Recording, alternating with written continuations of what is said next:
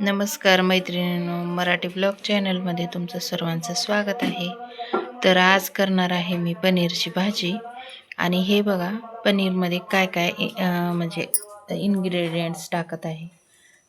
4 कांदे छोटे छोटे, 2 लसण गड्डे काढून घेतलेले आहेत, ही अद्रक आणि ही एवढी कोथिंबीर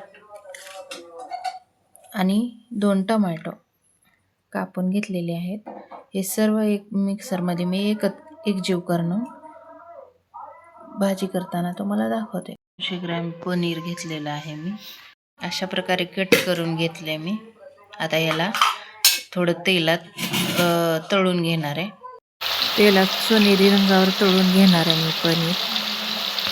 तेल गरम करून घेतले मी. त्यात थोडी दालचिनी, लवंग आणि तमालपत्र टाकून घेते. हे तमालपत्र टाकल्यानंतर त्यात ग्रेव्ही टाकून घेणार. माझी रेसिपी आवडली तर नक्की लाईक, शेअर, कमेंट करा. ग्रेव्ही शिजत आहे, त्यात थोडं मी 3 चमचे काळं तिखट टाकलेलं आहे आणि हे शिजू देणार.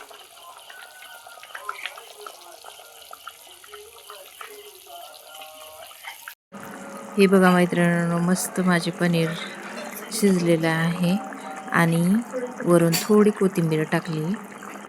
हे बघा किती मस्त दिसत आहे पनीरची भाजी. नक्की करून बघा. आणि हे बघा ताट केले मैत्रिणींनो, या जेवायला.